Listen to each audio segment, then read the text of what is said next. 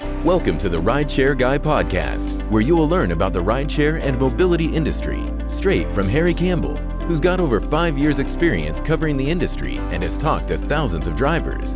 There's no better place to stay up to date, entertained, and educated.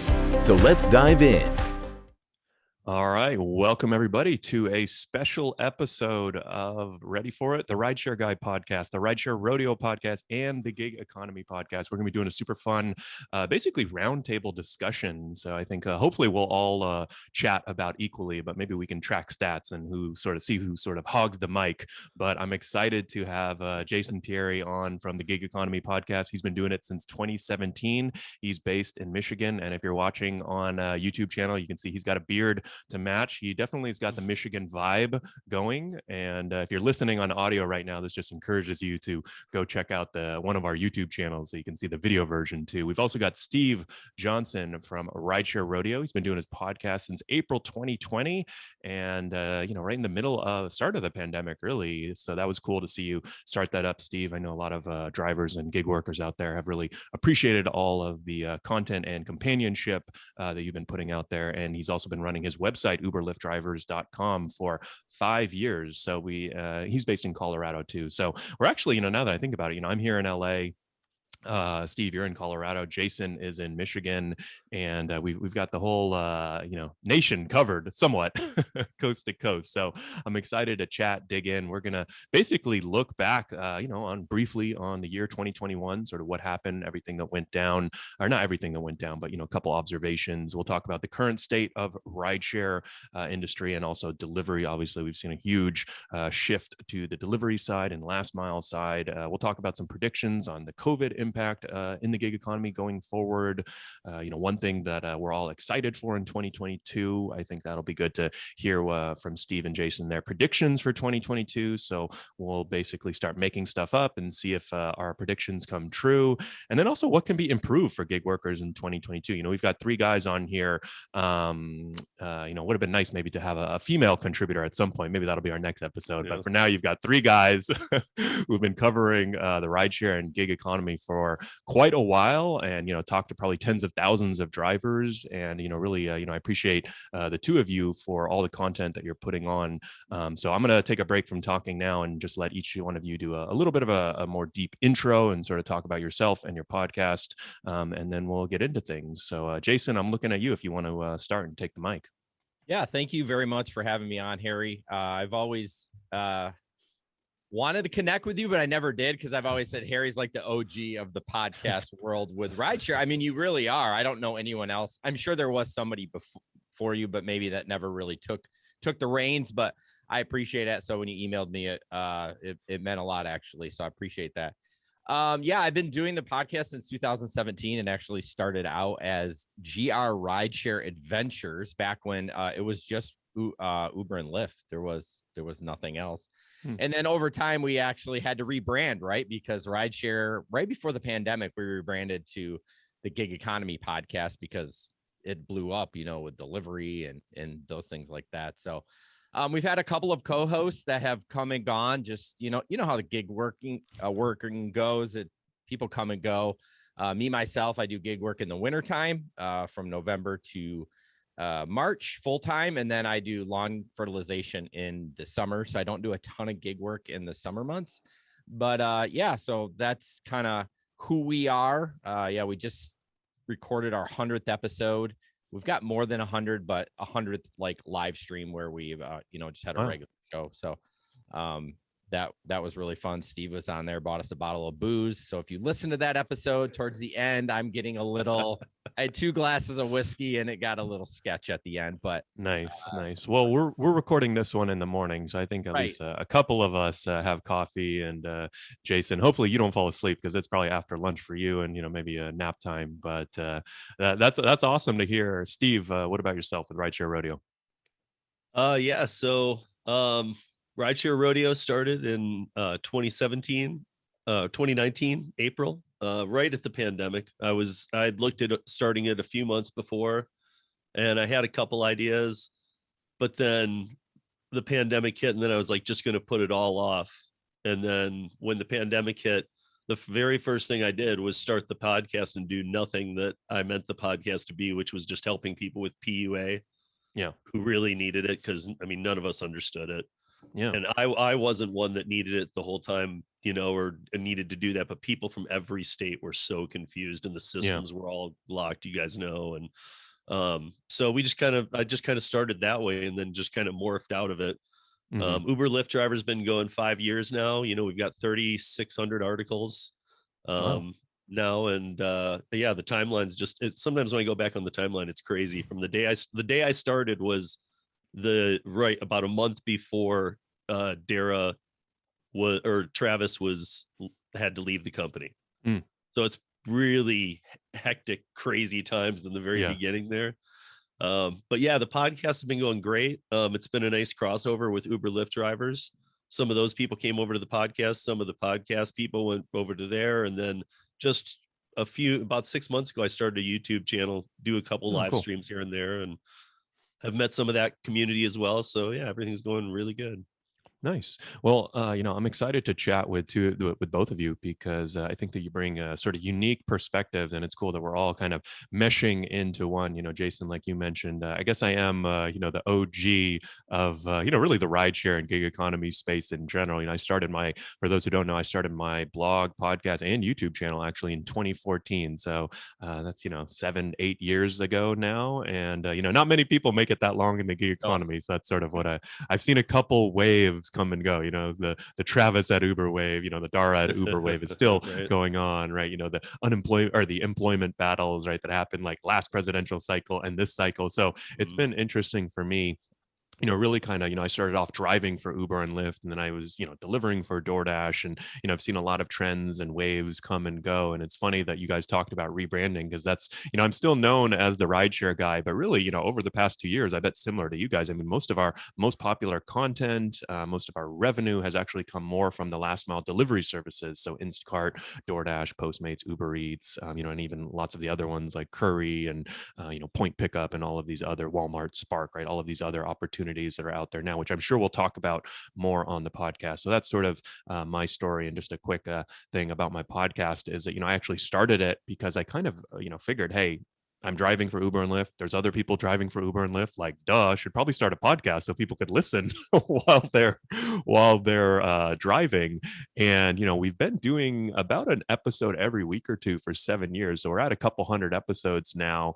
And so obviously here and there it took, you know, sometimes take a couple weeks off, but the funny thing is that actually our YouTube channel and our blog have always been a lot more popular, I guess you would say, than the podcast, if you look at like pure download numbers or listens. But I do feel like I really love the podcast medium because audio is very intimate, right? Like you have someone in your ear for 45 minutes, right? Like people at the end of this episode, if they're listening on audio or even watching on video, are probably going to feel like they really know us versus, you know, just reading some article. So that's always, you know, been one of the reasons why I've been a big fan, you know, of the podcast. What do you guys think? Yeah, I've always been passionate about podcasting. I've listened to Joe Rogan. I know I don't anymore. I kind of hated that he went to Spotify. I kind of feel like he was a sellout, so I stopped listening to him. So I'm kind of well, Jason, when someone offers you a couple $100 million for your podcast, you let me know how you feel. I know. I'd have done it for 50 grand. I mean, come on, no. But so yeah, I've always loved podcasting, and so I was just like, you know what, I need to start a podcast, and so the rest is history. I now have another podcast and a production company in podcasting. So I've been going nuts. Very cool. Well, if I need a new editor in the future, I know who to call. I would love to edit it for you. Well, for now, I've got Jennifer on my team who's probably listening to this and post editing right now. Jennifer, you're doing a great job. Appreciate all your work. And don't worry, Jason isn't stepping on your toes anytime I'm the soon. backup. I'm the backup. Yeah. All right. So let's dig into it, guys. Let's look back briefly. You know, I mean, I don't think we need to like do a total recap on 2021, but I'd love to know, you know, like what's something that really stood out to you or surprised you from 2021, Steve? From 2021. That would be last year. Last year as of hours ago. Yeah. Well, I guess one of the things, you know, was that like the last time you and I talked, Harry, and we did kind of one of these actually. Yeah. You know, we just kind of talked about what some things could happen. That was in that was like late summer 2021. Oh, wow. Well, it seems like a lot longer than that. Yeah, it wasn't. But it's crazy to me because I've been waiting for that tipping point for food delivery. Like, okay, there's even when I was talking with Sergio and I had him on, it's like we were discussing, like, he was saying, well, the tipping point is here. And I was thinking to myself, it is, but then it comes back and it's not. Like every time there's a little pop in the news about Omni or the new COVID or this, that, and the other, it's like food delivery goes right back up. So I guess one of my things is that I think that once we see true getting out of this pandemic, that then we're going to start to see delivery go down some. Because here in Denver, people are back out. I know that when you say delivery go down, you mean like earnings, demand, basically, I guess like right now, just like the interest level in delivery kind of recede, basically. That, but also like even the pay is already going down a little. But I mean, I think these drivers are going to see what we saw in rideshare many years ago. I think, look at the start of the pandemic, $100 cash tips. Yeah. That kind of stuff that was just what you call the unicorn, but everything was the unicorn. Right. So that makes it not a unicorn. So I don't know. I feel like every time we get a surge, everybody locks themselves back up, starts using the services again because they've all got them on their phones. Yeah. And it gives it that pop again. But once I think we stop seeing these variants, or that it's not on the news 24/7 and more normal life, I think that way too many drivers pivoted to food. I think they didn't pivot back. I think that way too many drivers aren't back yet. And I think that there's going to be a massive oversaturation of delivery drivers at some point. Yeah, I think that's sort of one thing, again, right? Like I've been doing this for 7 years. And I remember a lot of times in the early days, right? Like you would have higher earnings, or you'd have good opportunities on Uber and Lyft specifically. And then one of the big complaints, that we always hear was first, when Uber and Lyft would cut rates, obviously that would piss everyone off, right? That was like always the biggest complaint. And then second, though, there were always times like January to March, for example. We just did an article and a video, this is like typically the slowdown, right? They call it like the January slowdown for rideshare. And, that's like when a lot of drivers would feel like there's this oversaturation of drivers, right? Because the great thing about Uber and Lyft in the gig economy, it's so easy to get onboarded and signed up, right? It's like, boom, and I signed up from my couch and, the next day I'm driving, right? That's great. But since it's so easy, that also means that like everyone and their mother can do it. So during times where demand drops, you still have all that supply, right? And so you're like, now, oh shit, I gotta, compete with all these other drivers and all of that, right? So that kind of lends itself well to the companies. You brought up a few good things that we'll definitely hit on in a bit, Steve. But first, Jason, I'm curious. You have done Uber and Lyft. Have you also done food delivery? Yeah, that's kind of all I do right now, honestly. Well, let me take that back. I do Walmart Spark. Okay. And I gotta say, like, at least in my market, it's really good. So that's funny. We're actually looking for a driver to interview right now about Walmart Spark, because we've been hearing pretty good things. So maybe we should talk to you, Jason, off the podcast. Yeah, I'm loving it. I'm sure the rates will go down. They just started actually in my area Shop and Deliver, which is like Shipt or Instacart, but they don't pay like crap. How does delivery work with Walmart Spark, and how much money can you make? So it's very similar. I've done Shipt and Instacart, very little Instacart because the pay is bad. Shipt, okay. It's very similar. The app is okay. You just shop it and deliver it. There's not much to it, but my minimum right now is $20. So that's really good because typically per order. And that means it could be a 3-item order or a 25-item order. Now it kind of goes up above 25. The price starts to go up a little bit. But I mean, if I'm doing these small orders, I can do 40 an hour. Wow. $40 an hour. Yeah. So I love it. And yeah, I mean, I feel like I haven't heard of a $20 minimum per order on a grocery. Like Instacart is like what, $6 or $8 per minimum, right? Like a lot lower. Yeah. I haven't done Instacart in a while, but I'm sure those rates will drop. I'm thinking because it's new. And you're also in Michigan, which what city are you driving in Michigan? Grand Rapids. So it's what, like a medium-sized city, not huge, but pretty big, right? We're the second biggest city in Michigan. Okay. other than Detroit. And I have probably access to about 6 or 7 Walmarts. So Oh, wow. Okay. So a lot of Yeah. Walmarts. And I mean, the two things that stand out to me is like, number one, if they're paying 20 minimum in Michigan, I imagine in other cities, it might even like LA, San Francisco, Atlanta, right, might even be higher. And then number two, you brought up a really good point that I've seen over and over is like when these services are new, man, they pay a lot, right? It pays to like, that's why I think it's so valuable if people are listening to podcasts and YouTube channels and like trying to figure out like what's the next best service. Because this Walmart Spark, it may not last forever, but who knows what's going on at Walmart, and they may just be saying like, hey, our shareholders want to see, I don't know, this type of growth with Walmart Sparks. Let's go ahead and, pay crazy amounts. Like, who knows what's going on there, but it could be just, that what that means for you as a driver is that you've got really big earnings potential, with Walmart Spark right now. And it may not last forever, but, while the getting's good, take advantage of it. Right. I feel like every time I come back from lawn care, there's a new app that's new that I focus on that season. So who knows? We don't have GoPuff by us. It's supposed to come. So maybe next year when I come back, that'll be booming. I don't know. Yeah. Steve, are there any apps that you've seen, in the past year, that you're looking forward to, I guess in 2022? Sorry, I'm going to struggle to keep. It's like, okay, last year was 2021. This year was 2022. Are there any apps that you sort of like saw emerge? I mean, obviously we know the obvious ones, the rideshare, the delivery, the big guys, but are there any other apps that you saw emerge that are kind of like, whoa, not a lot of like, I think Walmart Spark's a perfect example. Are there any other like Walmart Sparks out there that you're keeping an eye on? Well, so recently I had one podcast listener of a long time ask me why I've done the ride shares, why I've done over 25,000 rides, why I've done delivery, why I've done all these Curry, all these other ones, but I've never done food delivery or grocery delivery. I mean. And they were like, you talk about all these spaces and that you do them all, but you've never done these. So I was like, all right, enough. So I did a 2-week challenge of Shipt and Instacart just nice. The past about 3 weeks ago and just stopped it. And I learned a lot because I'd already heard all the negative stories about Instacart, but I'd also heard them about Shipt. And to be honest, I thought Shipt was again, it's my market. Here in Denver, Shipt was great. It was great to me. And Jason and I were talking last night and he pointed out maybe it was the holidays, but some of it seemed holidays, but it also just seemed very busy.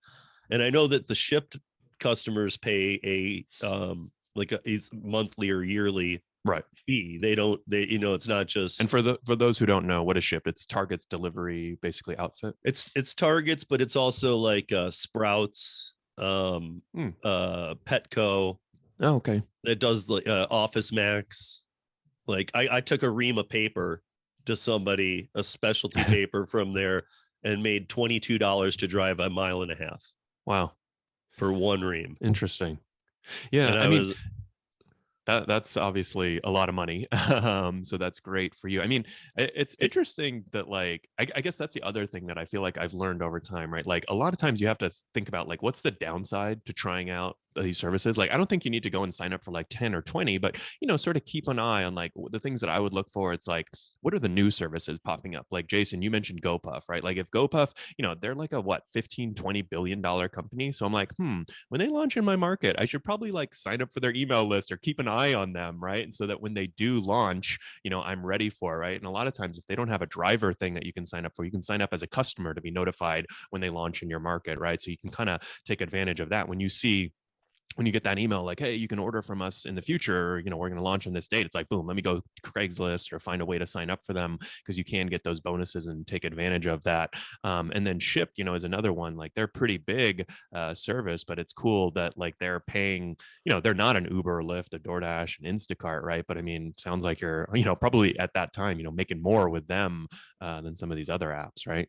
Well, I also wonder how much of that money though, because I'm part of my money was great tips.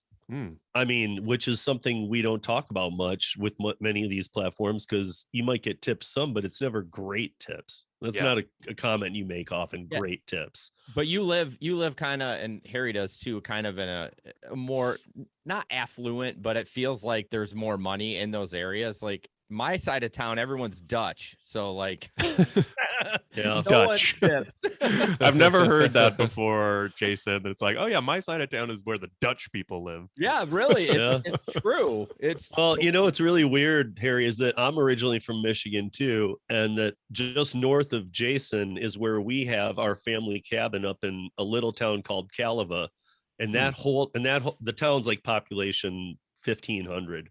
And that whole town is all Finnish because my family's from Finland. Very cool. So Michigan gets a lot of that. I don't know what it is. There's different actually, like, little areas I know I've seen little pockets in Michigan. I think that there's like some I saw that like I feel like African immigrant communities. I've seen stories about that in Michigan. So that's pretty cool, pretty interesting. I think they all moved there because of the auto industry in the beginning. And around, I'm sure that there's post World War II, because like a lot of my family members that are Finnish, signed up to go into the military of some sorts. And that's cool. Yeah, no, I'm sure there's some historical reason. But I want to stick on this rideshare versus last mile delivery point for a second, because I think this is really interesting. So we've talked about all these new services and, so I think we've given some good advice on, keep an eye out on Walmart Spark and Shipt and try some of these, look for the new ones like GoPuff that are going to be launching in your market. These are good earning opportunities. But what about rideshare? Because, my original question, Steve, right, was, looking back on 2021, what's one thing that stood out to you? And I guess my answer to my own question would be, man, like there's some pretty high earnings on Uber and Lyft, right? Like we've been, so you had Sergio who's one of our top contributors. He drives out here in LA and, his nickname is Surge EO because he's always chasing the surge. I know, pretty lame dad joke, but we've been posting pretty consistently the past few months about his earnings, and literally like screenshots every week. And this is in LA, a top market.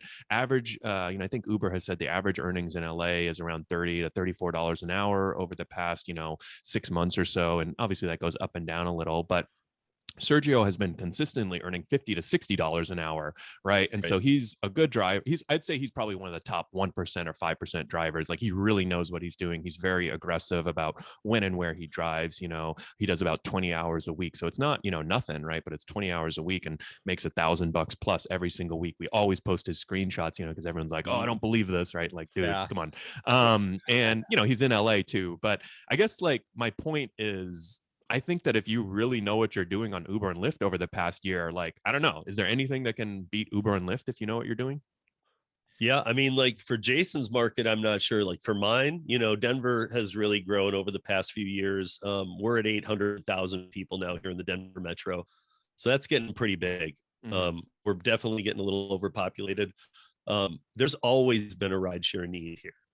There were those months that nowhere in the country was there a rideshare need in the very beginning. But as it started coming back, we did too, because a lot of people, this is starting to happen all over the US, but here in Denver, a lot of people don't own cars. Because with a car comes, if you live in an apartment downtown, with a car comes a $500 a month parking spot that you have to pay. So on top of the car, you got to pay to park it. You got to walk a certain distance. So I think people just got into rideshare. Like, dude, I can just get all my rides in for 1/10 of the price of owning a car. Yeah. And I know that sounds weird to some people, like you can't ride show that much. And you really can. If everything's kind of short and whatnot, it really, and it's not your car, but I think it's more just people's comfort level with coming back to rideshare. Yeah. I think the thing that they've said, right, and especially if you've been looking at it from the customer side, demand has been sort of off the charts, right? And supply is somewhat limited, right? Because like you said, Steve, a lot of people have stopped working. A lot of people took unemployment. A lot of people switched over to food delivery. A lot of people moved into their mom's basement. A lot of people started trading crypto. A lot of people are just like, F this, I'm not going to work anymore, right? There's a bunch of different reasons, which I think, both of you have talked about, but it does seem like, I guess it does seem like, if you really care about earning the most, I think on average, right, there might be little pockets or little opportunities here and there, but I would say on average, I still feel pretty strongly that Uber and Lyft pay the best. And I do agree that I don't think everyone has like kind of come back to driving for Uber and Lyft, but I do feel pretty strongly that they pay the best. What do you think, Jason? See, I'm in a totally different boat than you guys. I feel it's terrible over here. I've not gone back to rideshare. Interesting. We're not seeing the earnings. We have a group that we have about 40 people in throughout the country, and everyone in Grand Rapids talks in there and they're like, yeah, this is terrible. Like early on there was the $100 bonus if you did 3 rides, which I never got, by the way. I did it. Did you? I would have done the 3 rides for $100. I mean, come on. I mean, that's pretty hard to say no to, right? Yeah, exactly. But I did a bonus one day with Lyft. It was 10 rides for 150. Okay, I'll do it. But I felt like I was driving all over God's green earth and using all this gas in this time where I could do food delivery right in my little small area. The furthest I drive might be 7 miles. I've not gone back to passengers. I just don't think the money's there in our market, at least. Interesting. I mean, so one thing I definitely have seen and noticed, and, Uber did an earnings call recently and talked about this a little bit. There are huge differences in the recovery of Uber's marketplace from market to market. Like they said in New York City, for example, and I looked up this data because they released the TLC data from New York City. So you can actually see the number of Uber drivers and rides and trips and stuff like that. Like they do 400,000 that Uber does 500,000 trips a day in New York City, which is pretty crazy to think about. And they said that New York City had somewhat recovered. It was back down to like 5-minute ETAs, but Los Angeles, on the other hand, where I live, has been pretty bad, right? Like I don't think I've, as a customer, I don't think I've gotten a ride in 5 minutes in like a year or more, right? And they're basically saying that like New York City and Miami are some of our best markets. LA is some of our worst markets because it's more spread out. There are a lot of people. There's a lot to do, right? So there's a lot of demand, right? And so that means that drivers are kind of driving all over the place to there's not enough drivers to meet the demand. So it's interesting. Like there are definitely regional differences, and I guess if you're a driver, like what you would want to look at is like what. Selfishly, like you kind of want as much demand as possible and as few drivers on the road as possible, right? Because that keeps you busy and means surge pricing, right? Yeah, I mean, I think that's true, but then you also have to throw in the pandemic. I mean, one of our drivers here in Grand Rapids, he went back to passengers, and sure enough, he got COVID. Yeah. Why did I go back to passengers? I mean, that's a perfect segue into COVID, right? Because you remember at the beginning of the pandemic, right? They would say like, okay, you don't want to be in an enclosed space and you don't want to be less than 6 feet. And you're like, if I'm driving, like immediately when they get into the car, it's like they break that. So it's like, this seems like probably the worst activity you could do, in a pandemic. What do you guys think about, like, what are your predictions on like the COVID impact for the gig economy going forward? Like, do you think that, it's going to, like, every time there's a new variant or something like that, like what you were talking about, Steve, there's going to be like people, pulling back from rideshare, ordering more delivery? Or do you think we're kind of like, how do you think COVID, like, I don't, we're not like experts on COVID, but like, how do we think COVID's going to impact the gig economy going forward? What do you think, Steve? So in my market, people, I don't want to say have given up, but people have, given up, but people have kind of given up with the COVID protocols. They're just like, even if like another one came out and tried to make it all scary and gloom and doom and all that, people are just over it. I mean, like I was in the grocery store by me the other day, and we have a police officer that stands in that grocery store, pre-pandemic, pandemic, whatever. And right as I walked in, they got the intercom going. It says, all guests must be masked. All workers must be masked. Whether you're vaccinated or not, you must be masked. And we just had recently gone back to that. While I was hearing that, the cop didn't even have his mask around his chin. It was just gone. Yeah. He's typing on his phone. Not one worker had a mask on. Not one person in the store had a mask on, and this is playing. Yeah. And so I don't know. I just feel like, at least here in Denver, people are over COVID. Yeah. And they're willing to take their shots with these lower grade, Omicron variants and whatnot that, hey, look, if you get Omicron, it's, it's in most cases, it's like a fifth of the flu. Yeah. It's a cold. It does seem like people are kind of over it, and I would say kind of like drivers and riders, in the sense that, okay, like we're 2 years into the pandemic, like definitely at the beginning, we would see like, okay, at the beginning, like a lot of people are like, shit, I don't want to drive right now. Right. And I don't blame them, right? Because you're like, okay, unknown pandemic, is this like really deadly or whatever? And, it seems like being in a closed space, with someone breathing on you for hours a day seems like a bad idea during a pandemic that you know nothing about. So that totally makes sense at the start. And it does seem like now, like, okay, Omicron is out. It's this variant. Everyone's getting COVID. I got COVID 2 weeks ago. It was very mild. I was vaccinated, very mild, like no issues. And, it seems though, like with Omicron, people are kind of over it. Like I haven't been hearing a lot of complaints from drivers yet that it's like, whoa, Omicron variant, like I can't get a ride, or, it's like, I can't get a ride anymore. I don't want to drive anymore. Like, I feel like that has sort of come and gone. So I'm kind of feeling like going forward, I don't think COVID is going to be like a big impact on the gig economy. I think you might see like like a little bump in food delivery, if like at the peak of Omicron, but I don't think it's going to be crazy. Like, wow, this is like early pandemic. What do you think, Jason, out there in Michigan? Yeah, I think we're seeing the same thing over here. People not caring, although the people in the store, at least by us, everyone's wearing a mask. And I started wearing a mask again. I'm vaccinated, boosted, whatever, when I do shop at Walmart. But yeah. I think once we get through the winter, I think people don't care anymore. And then the numbers are going to go down, right? Because obviously we're all enclosed here in Michigan. I mean, we got a winter storm warning starting tomorrow. So it's going to be fun. And I think rideshare will be back. I honestly think once the summer hits, it's going to be back full. And I hope to get back to it if the money's there. I go where the money's at, Harry. Yeah. If the money is not in rideshare, I'm not going to do it again.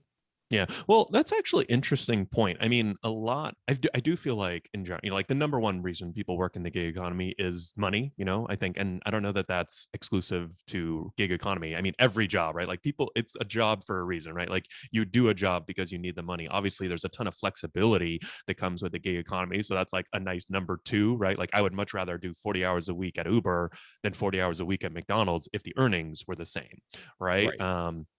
But I do feel like, do you think people like I've been like, one thing I was kind of wrong about in 2021 is that I thought once unemployment ended, I thought that this worker shortage, this driver shortage on rideshare would kind of go away, right? And I don't think that it's actually, I think it's still like, I mean, you look at LA, right? Like you can still make 50, 60 bucks an hour. Sergio's out there still killing it, which means that frankly, like there's probably not enough drivers still, right? In a lot of cities, a lot of places.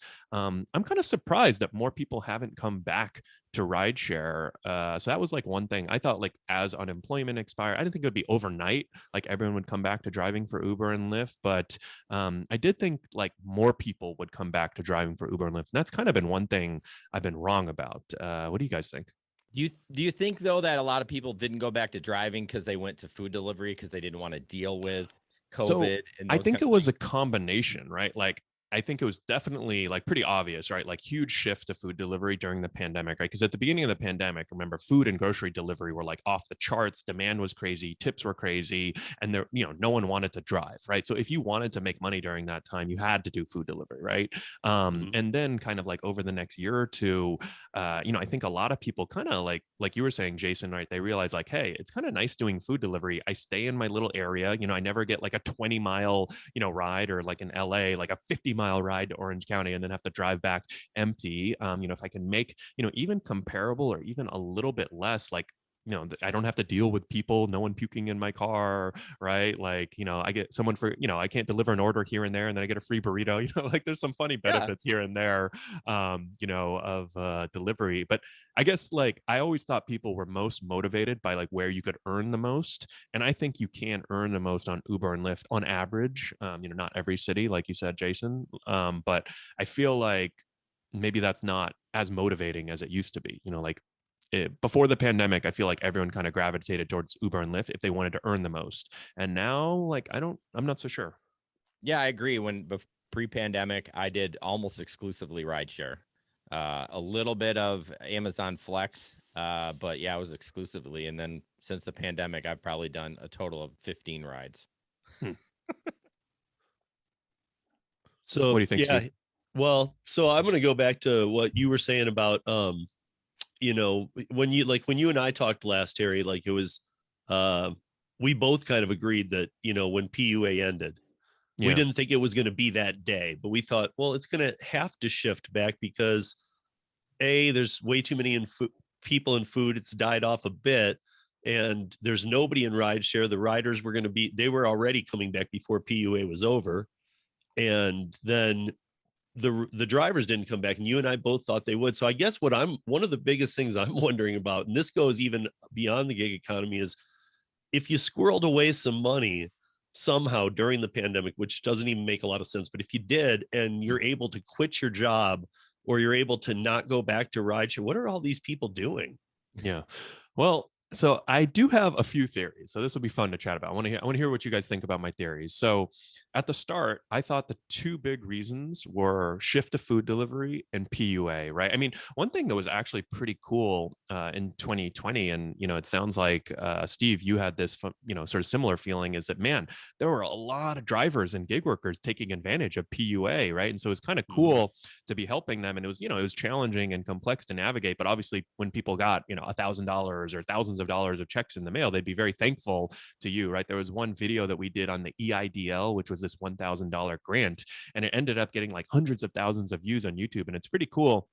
If you go look at the comments on that video, everyone's like, just got my $1,000 check deposited. Thanks so much, guys. Like, it was kind of a cool feeling. Like I wasn't the one giving them the money, but obviously we helped them, or, we walked them through the application process. So they're really thankful. And it was funny. A Washington Post article ended up coming out that said that Uber drivers, Uber and Lyft drivers were the #1 recipient of that EIDL grant. So wow. like the job selection that people put down for that EIDL grant, they like crunched all the numbers, and Uber and Lyft drivers were the #1 like category for EIDL. I mean, it was $1,000 grant, but still, it's like, I don't know, hundreds of thousands of drivers or millions, took advantage of that. And so that was pretty cool to see. But so I feel like the shift to food delivery and the PUA, all of the unemployment, that whole EIDL, PPP, all of that stuff, like really helped drivers, not have to work through that period if they didn't want to, or if they got COVID or whatever it might be. And I feel like now it's sort of like the other things that people have done is, some people have stuck with food delivery. Some, like, I wasn't joking. Like, I honestly think like some people have moved back into their mom's basement and they're like, hey, like, I don't need to work as much, or I don't need to work as hard. Right.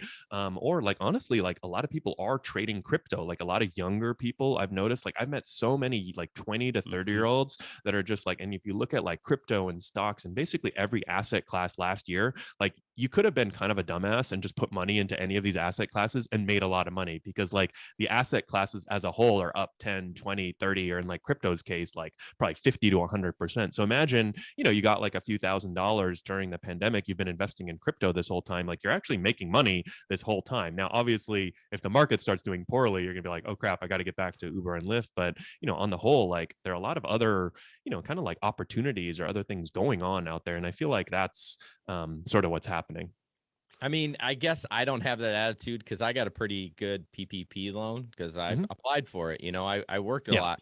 I still kept working. I put it in my savings account. I mean, I don't understand people that would get something like that and be like, yeah, I'm not going to work anymore. I'm just going to sit home. But maybe there are people like that. I'm not. Oh, really? I feel like most people are kind of like that. Yeah, like, I was gonna say, Jason, though, for you though, you were already in your season of working outdoors. Right. And outdoors was a safer environment. Yeah. No, I guess you're right. I got my PPP loan late in the pandemic. So, I mean, things were back to, normal anyways, but I still wouldn't do that. I mean, even but I'm just saying, like, you felt good about going to work. Like a lot of people, if you're going to go back to Uber, you're sitting in a car. True. If you go back to a store, you're sitting around other people. Like if you go back to work just as a cashier at Target, you're around tons of Target employees. So one catches it, you're all going to catch it. Yeah. But anyway, I mean, I'm not saying that makes it right for those people or whatever, but to each his own scenario. I do know a lot of people who only did rideshare, and even if they wanted to continue, there was no rideshare to do. Yeah, but that's on them. We've talked about that on the podcast for years. You got to diversify yourself. You got to be ready to, when one takes a dump or you get deactivated, Doordash is famous for that. You got to be ready to pivot and go to another app. So of course, I mean, and we feel that way, but there are some drivers who are immigrants or things like that who really maybe don't have all those opportunities. True. And then if you don't have a W-2 job, you can't collect unemployment. This was the first time in history that's happened. So apparently I'm a hard ass and Steve's a softie. No, I agree with you. I think that everybody should have an arsenal under their belt and be ready to pivot. Cause you just said, the one major word, deactivate. Yeah. And deactivate is you better have something backed up, because otherwise you're done that day. And I do see people being frustrated with, in our area, Uber and Lyft not doing well. I'm like, then why are you still doing it? Like, what is the point? I don't know. I mean, I think there's something there, Jason. I'd like to unravel it because, we were sort of talking about like who's this on, right? Who's the responsibility here, right? And I do think that like a lot of people, they get into the gig, right? We had talked about earlier about how easy it is to get signed up and get started, right? So it's like imagine, but you're actually like signing up to run your own business, right? And I think that's the disconnect is people don't realize like, hey, I think I'm signing up to like work at Starbucks. They tell me when, they tell me where to work, what I have to do, right? That's not really the gig economy. And if you kind of do it that way, that's probably, I wouldn't say it's the worst way to do it, but there are much better ways to do it, right? And so like in my courses and in my books, that's kind of what we talk about. It's like, boom, you get signed up for Uber, pick one or the other, and then diversify, right? Sign up for an Uber, sign up for a Lyft, maybe add a food delivery service so that, A, if there's better earnings opportunities out there, or B, something beyond your control, you get deactivated. I mean, on Twitter right now, right before I came on, driver messaged me and he said, oh, I'm dealing with this, I think it was Uber Eats deactivation. And he, I don't know, they were saying that he'd been canceling too many orders or something like that. And I'm like, dude, sign up for Doordash, sign up for Instacart. You know what I mean? Like you got to have all these in your, he was kind of acting like this was the end of the world. So it kind of made me think that he probably doesn't have a backup. And, once you get deactivated, it's like too late, right? Now you got to go sign up for another service or deal with it. Like we all have called Uber support and we know that that's like banging your head against the wall, right? So, and that's kind of right. It's kind of like, that's why I do like the gig economy. I think it's such great practice for running your own business, for running a real business. So that's kind of why, I think the three of us, we try to help people navigate all that. If they treat it that way. Yeah, I think a lot of people don't because they're only doing 10 hours a week, right? They're like, I don't care. I'm only doing 10. Or they just don't. They sign up, they work at a ton, and in the beginning, like we all know, the honeymoon period, it's like, you're getting all these orders, you're like, oh, I'm doing great, and then it slows down. It's your business. If it slows down, you can't say Uber did that just to get because you know what, they might have given you, I mean, they shouldn't be according to the algorithm, but they might have been making sure you're getting some good orders so you understand the feel and I would do that if I was a hiring manager. I'd make it easy for my new employees or my new workers. You'd throw them kind of, throw them a bone here and there. Yeah, exactly. Or you give them some easy rides to get it down and things like that. I mean, like, but then when they, kind of pull that plug and you're on your own, then it's like people start pointing at the companies all the time. Like, well, this, and this and this. It's like, man, again, I think you missed the part that it's your business when you signed up. So, what's one thing that you guys think can be improved for gig workers in 2022? I'll let you either focus on rideshare, delivery, or everyone in general. But, what's one thing you'd like to see, or one thing, you can make it realistic or not realistic, but, what's one thing that you'd like improved or, seen something added for gig workers in 2022? I think I just would like to see more loyalty from the companies for the drivers or that do, whether it be rideshare or food delivery. I know they have the top dasher and blah, blah, blah. But that's not enough for me. I just would like to see a little bit more loyalty and of course I'd like to see more money, right? That's the obvious thing, but I'm not going to say that, but just maybe some more perks that go along with being a good driver. Steve's done so many rides. He got paid the same for someone signing up the next day, right? They got paid the same, but he is much more skillful. And I'm not saying, give him the world, but maybe a little extra something. I don't know. Whatever it is, just some sort of more loyalty and rewards, I guess.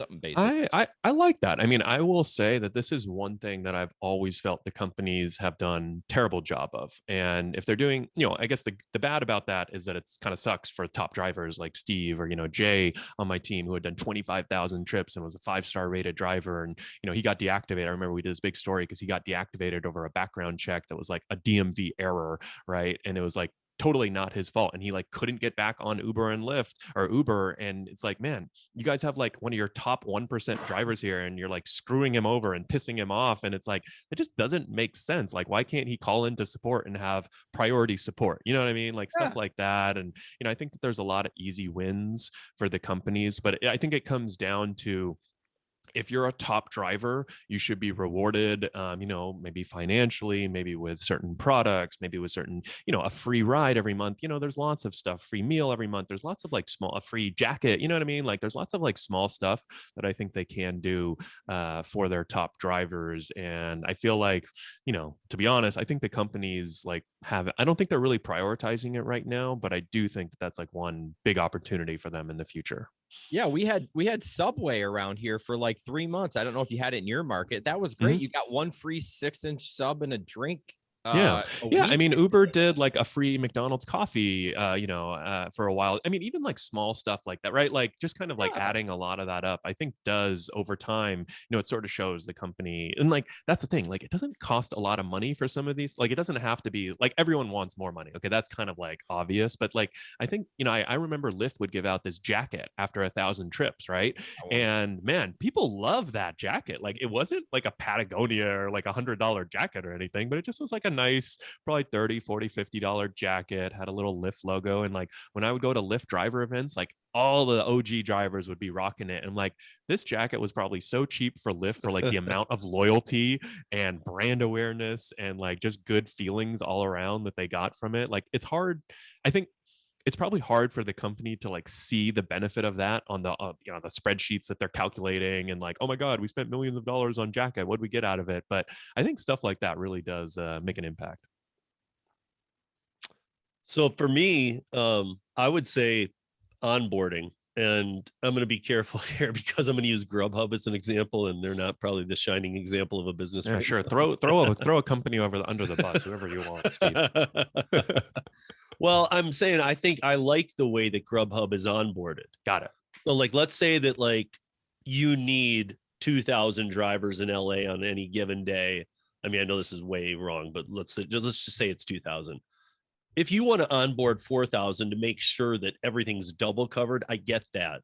But don't onboard 50,000. Yeah. I mean, because here's my thing. I've signed up for enough apps to know that I don't mind a waiting list. Mm-hmm. In fact, I would prefer it. Don't put me on there if there's no business.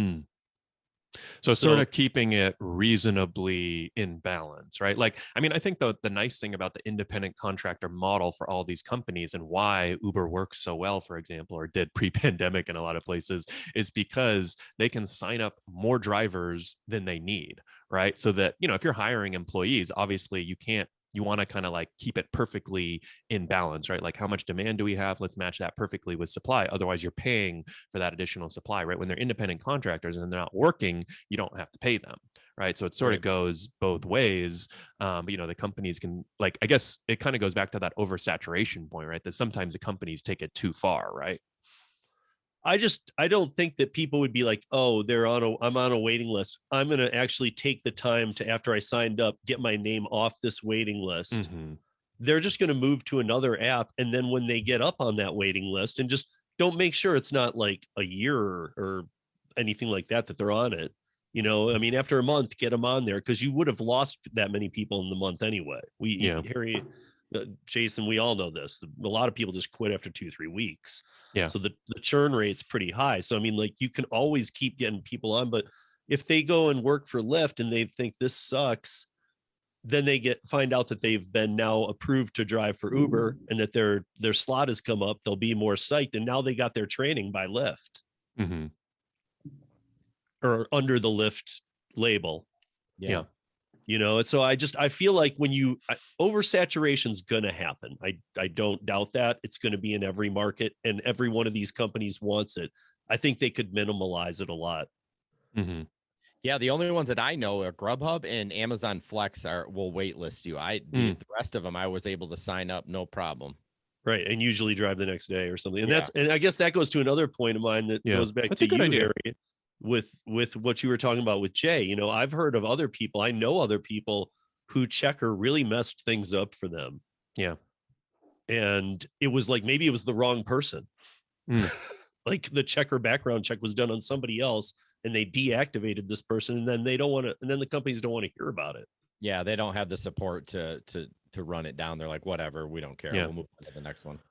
Well, I'll give a quick shout out to one of the partners that we have. He's a lawyer, Larry Smith, and he actually specializes in helping drivers with deactivations over checker background issues. So it's like very specific. If you've been deactivated for other reasons, there's not as much that they can do, but there's like some interesting laws around like the Fair Credit Reporting Act and stuff like that. So people can check out Larry Smith. I think it's smithmarco.com, but we've been working with him a bit. But it is cool. Like there are a number of these services out there that obviously help drivers or lawyers or whoever it might be. So that's definitely cool to see. I guess one thing like along those lines, like one thing that I'd like to see improved in 2022, and I guess this is sort of like more, I don't know that this is going to happen. Maybe we'll do predictions in a second. So I'd say this is more like my wish list or my one item. The top of my item on my wish list is I think more protections for gig workers would be a good thing.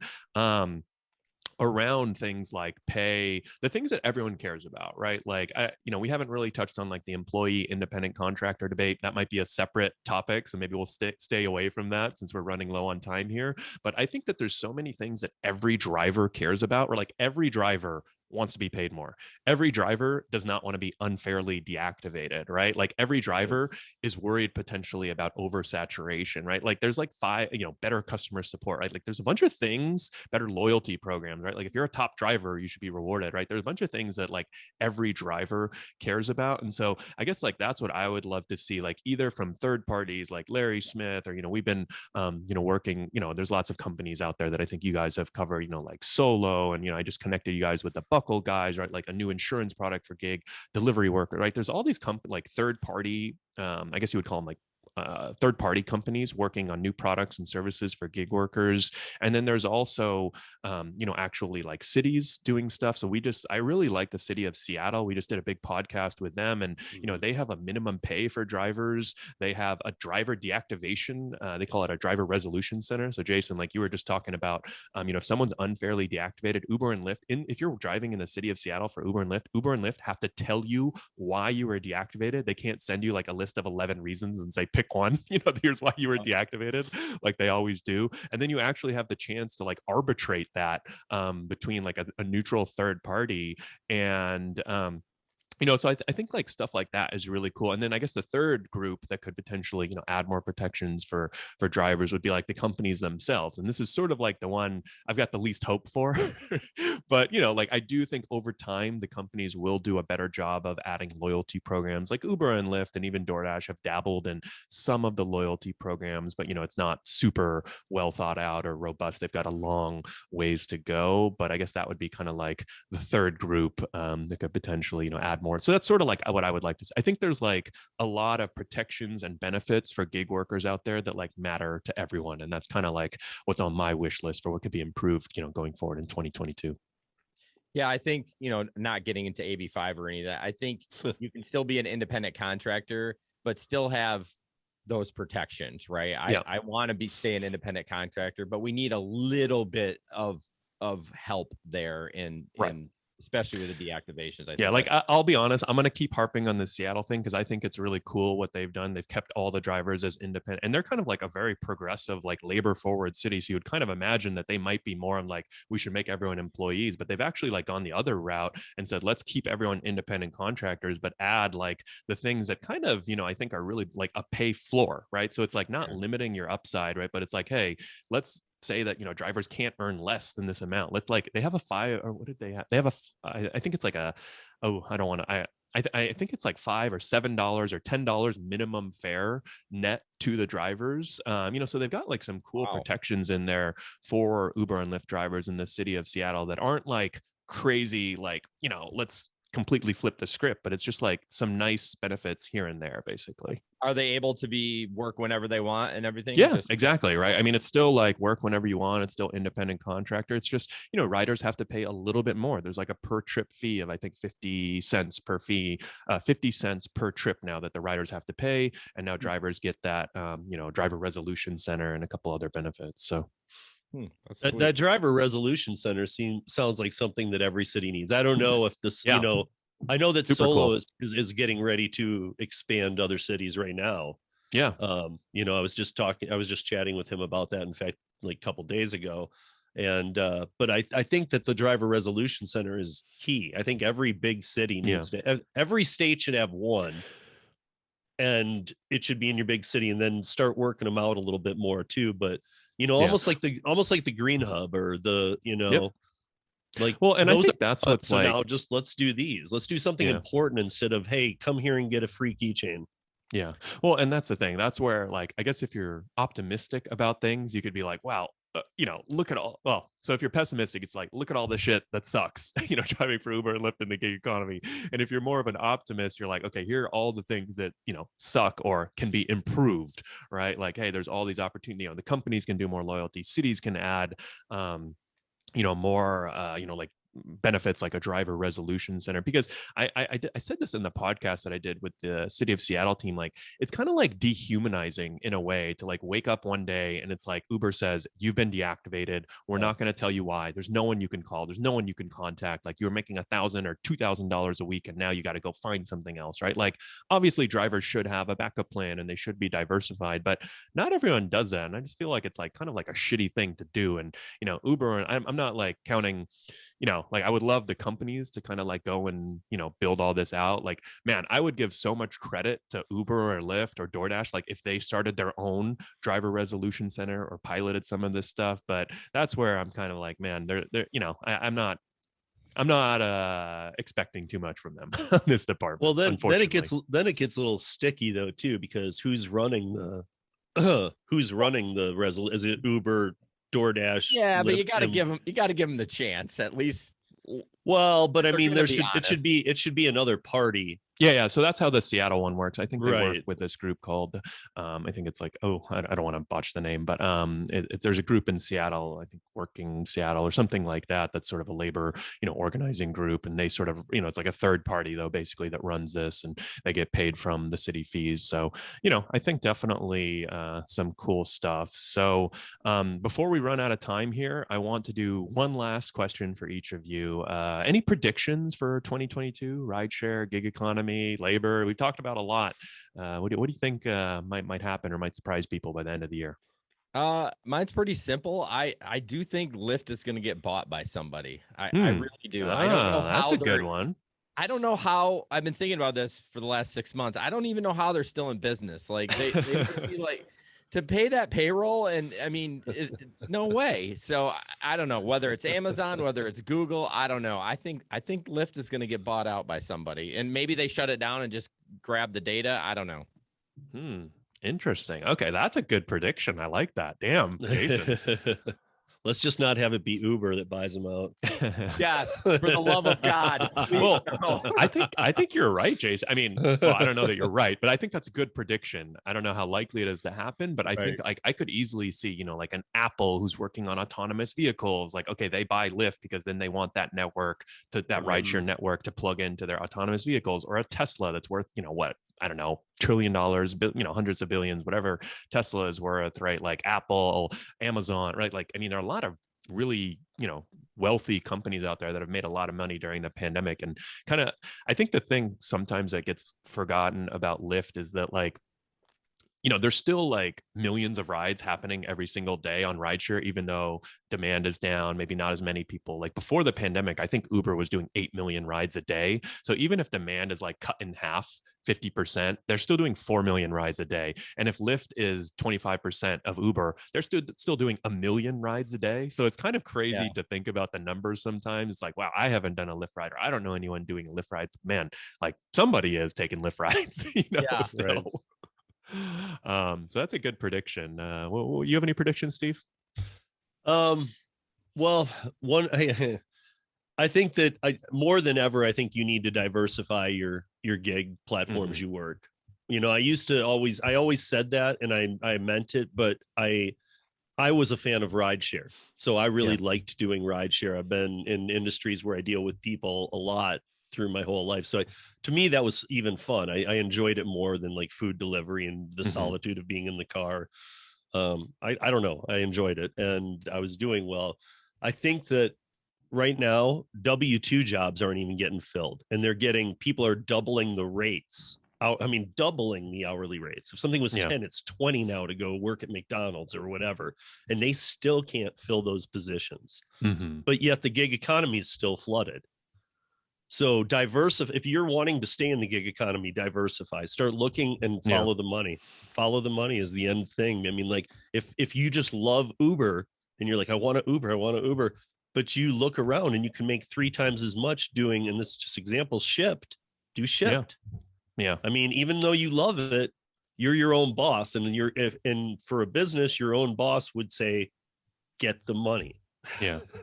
Well, I think the thing I love, and why I still, 7 years later, like I'm still doing gig economy stuff is, and covering it, right, is because like the downside to trying new services is so low, right? Like people do so much research and agonize about like a new service or who should I work for, who should I drive for. And I mean, it's important to do your due diligence, like spend a few hours, but like just go sign up, try it, do a shift or two, like watch a video or two. Like you can get a really high ROI by just a little bit amount of work. And it's so easy to try these services and you literally make money from day one, right? Like you can't lose money on any of these. Like you cannot lose money. I would, you know what I mean? Like I know people, like you literally can't lose money, right, on any of these services, right? Like you might sit there and lose time, but you can't lose money. You're going to get paid more than it costs to do these rides or do these trips. And so that's sort of the thing that I love. And kind of my whole, I'm happy to talk, I think we've covered some good positives and negatives about the gig economy, right? Like no job is perfect. Like there's plenty of issues with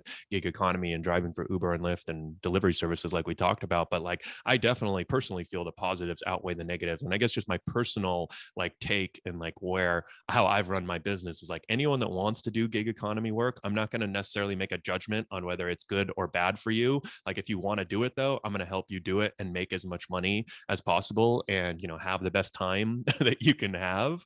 So I guess my prediction is actually sort of that I think the earnings and opportunities are going to stay high and stick around, sort of similar to what you said, Steve. Like in 2022, I think it's going to, like, if you want to make $50 to $60 an hour driving Uber in LA, you're going to be able to do that for all of 2022. If you want to go find, new services, like you don't necessarily have to drive Uber and Lyft. You can find Walmart Spark, you can find, Shipt, you can try these new opportunities. There's so many companies like getting into this last mile delivery space.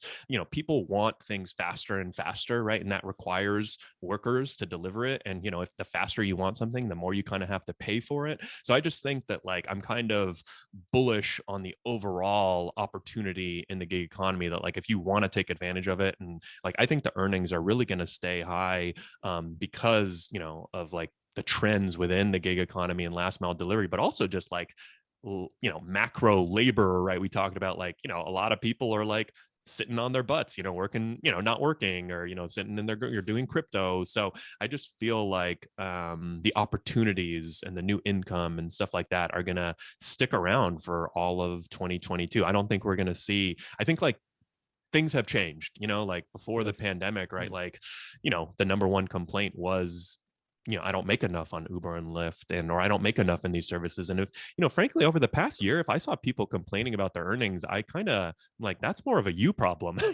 Like I think you got to get out there. You know what I mean? You got to train yourself up. You got to look for opportunities. And like before the pandemic, I was totally on board. Like, man, number one complaint, got to get paid more, got to earn more. But like, I don't think you can really make that complaint anymore for now, at least. If you want to strike, that could go away.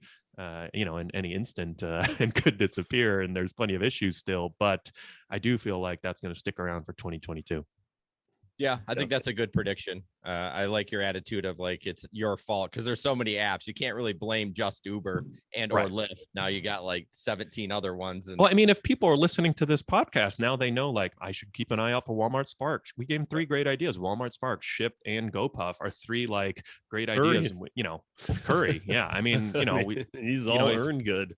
Right. If we, if you have them in your city, go try them out and check them out and be like, man, you guys were full of shit, or wow, I earned a lot, or sign up for the wait list for like when, if a $20 billion company like GoPuff is going to launch in your market, they're probably going to have pretty good sign up bonuses. They're probably going to have pretty good guaranteed earnings at the start. It may not last forever, but if you kind of are ready for it and know about it and take advantage, right? That's sort of what, and there's so many of those services launching, right? I mean, we talked about, you talked about Curry, there's also Point Pickup, there's also Bite Squad, there's Grubhub, there's, and then all the big ones too, but there's so many that people have never even heard about too. There's so. like four other Curries too.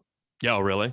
I'm sure. Yeah, I mean, I downloaded one of them's Freight something. Yeah, I mean, you can deliver. They're doing the same type of thing, but they're starting to follow that model. I mean, you can deliver alcohol in California and probably Colorado. I'm guessing weed delivery is pretty big, right? Like weed delivery in California, you're an employee and you get reimbursed for mileage and you get tips. So it's like you can actually make pretty good money on some of these weed delivery services. So, there's so many opportunities out there. So I definitely feel like for gig workers, pretty bullish. And I guess the thing I like is it's like, for me personally, more fun to talk about, the exciting opportunities versus like, hey, if Uber and Lyft cut rates, I'm happy to, take them to the grindstone, but I'd prefer to talk about like new and exciting opportunities, but you can't control. Harry, do you remember when, like around the time that you were starting this podcast, like that it was underground dubbed the hustle? Yeah. Okay. Then people stopped using that term altogether. It kind of just disappeared. I think we're back to the hustle. I think that's the way I'd put it, is that now you got to hustle again. Don't just have Uber app and go, this is what I work. Yeah. If you're a gig employee or if you work the gig economy and you love Uber, that's great. But, just be ready. And even if you're not signing up for them, look into them so you're ready, whatever. Start looking into some of these ones you've just been ignoring. For sure. Do even if it's not signing up, just do some research, because ask some other people, because you might find out that you're making half of what they are in your market. Because like Harry said, you can make up to 60 in LA. I don't know what it is right now in Denver would be like the average for rideshare, but it always was high when I was doing it. But right now there's some apps that look at food delivery. You couldn't make $1 before the pandemic. Yeah. I mean, food delivery was not a great earning tons. opportunity. Yeah. I mean, I feel like drivers, on average, were reporting to us like $10 to $15 an hour on average. Right. And there's definitely a lot more variability in food delivery, right? Like there's some places where you probably still are making $10 an hour driving for certain services, but, there's others where you can make, significantly more. So I think that's a great note to wrap on. It was really fun having you guys on, hearing a little recap of the last year and a few predictions and things to look forward to in 2022. If folks want to get more of each of you, can you, why don't we start with you, Steve? Can you tell them where to find you, where they can get your podcast, YouTube channel, website? And I'll put this in my show notes too, and maybe you guys can each do the same. Yeah, I'll do the same. UberLyftDrivers.com for just news and just kind of keeping up with things. If you like we were just talking about, if you want to learn about other platforms, go in there and search it. Search Grubhub. You'll come up with a bunch of stuff on it, and you can do that. RideshareRodeo.com is the podcast, but we're on, obviously, like Harry and Jason, we're on every podcast platform. So any podcatcher we're on. So you can listen wherever you want. And then also Jason and I have been doing a show on TNC Radio Live where they play your stuff, my stuff, and Jason. So it's weird the three of us are together today, because they play our stuff in replay over there. And then Jason and I do a live radio show, a call in on Friday nights over there. So, call in and have fun with us. We love talking to you, and we'll just shoot the breeze with you. So very cool. Jason? Yeah, mine's pretty easy. Just search the Gig Economy podcast in your Google search bar and hit enter, and it's everything you need to know about it. So on YouTube, very cool, where all the player apps and all that fun stuff. So it's pretty easy to find. Yep. And I think we're pretty easy to find too. Just type the Rideshare Guy into any box on the internet, and hopefully we should pop up in some form, manner, or fashion. But yeah, definitely pop over if you enjoyed this podcast. I do a weekly show interviewing everyone from drivers and folks like Jason and Steve, covering the industry, to executives, academic, media, sort of look at everything. So Rideshare Guy podcast. And Steve, Jason, it was a lot of fun having you two on, and we'll look forward to maybe we'll have to do it again next year or even sooner. Yeah. Thanks All for right. the opportunity. I appreciate it. Yeah.